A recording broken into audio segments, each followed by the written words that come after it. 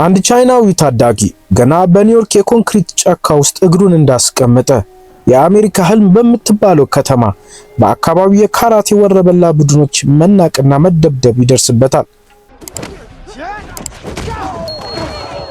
ነገር ግን እነዚህ ወረበላዎች የሚያውቁት ነገር ቢኖር የዚህ ልጅ አያት ከፍተኛ ተጽዕኖ ያላቸው ታዋቂ ሺፉ መሆኑን አላወቁም ነበር። ታሪኩ ሲጀምር ሊ የሚባል ወጣት ልጅ በቤጂንግ ከአያቱ ከሚስተር ሃን ጋር ሲሰለጥን ይታያል። ምንም እንኳን እናቱ ሜ ማርሻል አርት በፍጹም አይለማመድም የሚል ጥብቅ ህግ ቢኖራትም ሜ ከዓመታት በፊት ታላቅ ልጇን በሁከት ምክንያት ስላጣች ሊን ከግጭት ለማረቅ ቆርጣለች። አዲስ ጅማሬ ለማግኘት ሊን ይዛ ወደ ኒውዮርክ ትሄዳለች።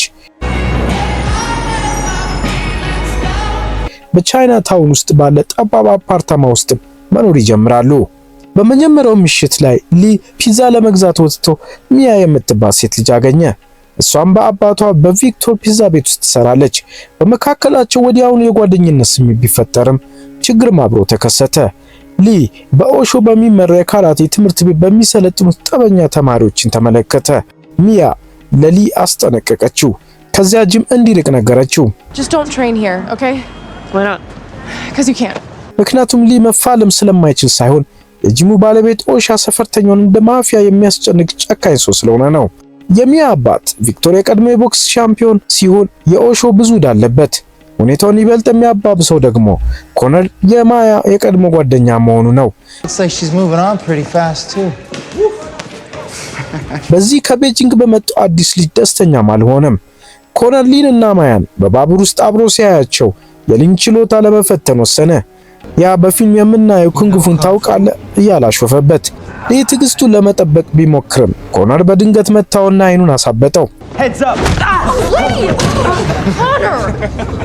ቤት ሲመለስ ሊ ለእናቱ መዋሸት ነበረበት።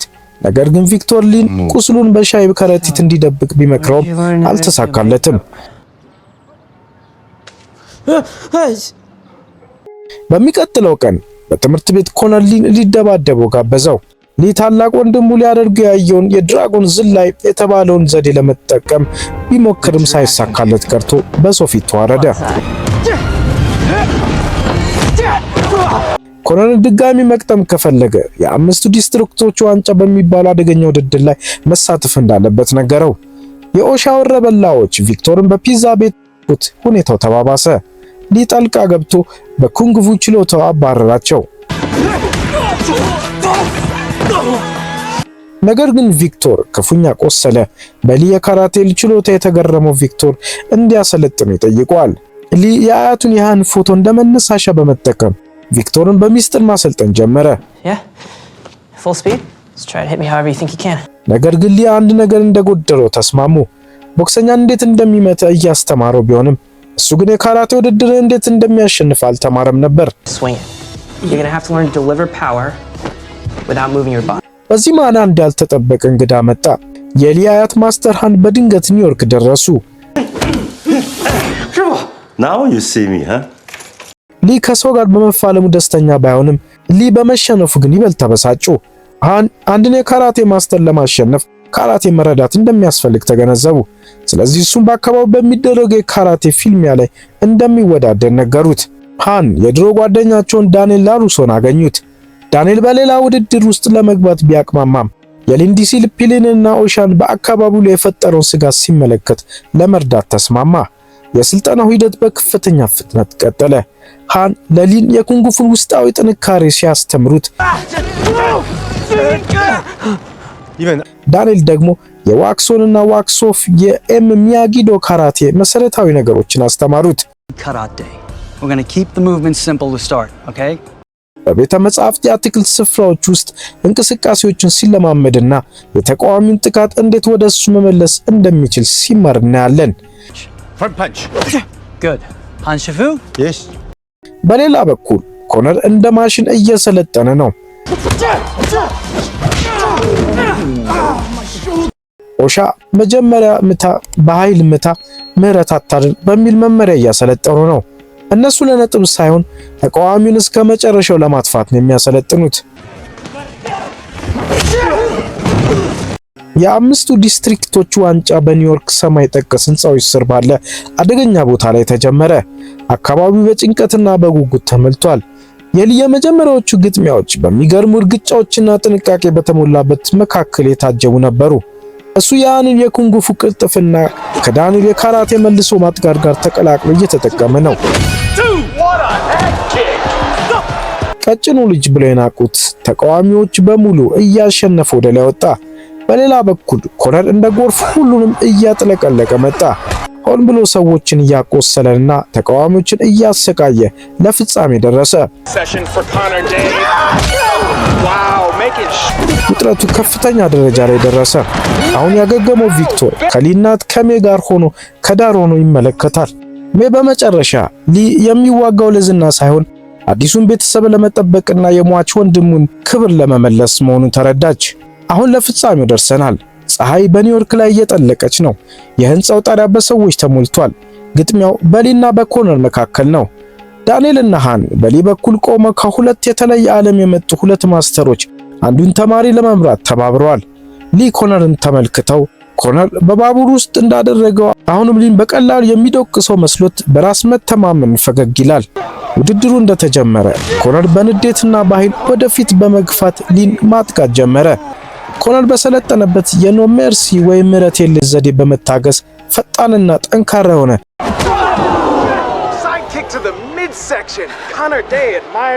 የካራቴ ምቶችን ሰነዘረ። ሊ የዳንኤልን የሚያጊዶ የመከላከያ ዘዴ በመጠቀም ለመከላከል ቢሞክርም የኮነር ጉልበት ግን ከአቅሙ በላይ ነበር። ኮነር በሰነዘረው የፈጣን እግር ምት ወይም ስፒኒንግ ሁክ ኪክ የሊን ፊት አግኝቶት የመጀመሪያዎችን ነጥቦች አስቆጠረ። ሊ መሬት ላይ ቢወድቅም በአያቱ በሃን ትምህርት መሰረት ወዲያውኑ ተነሳ።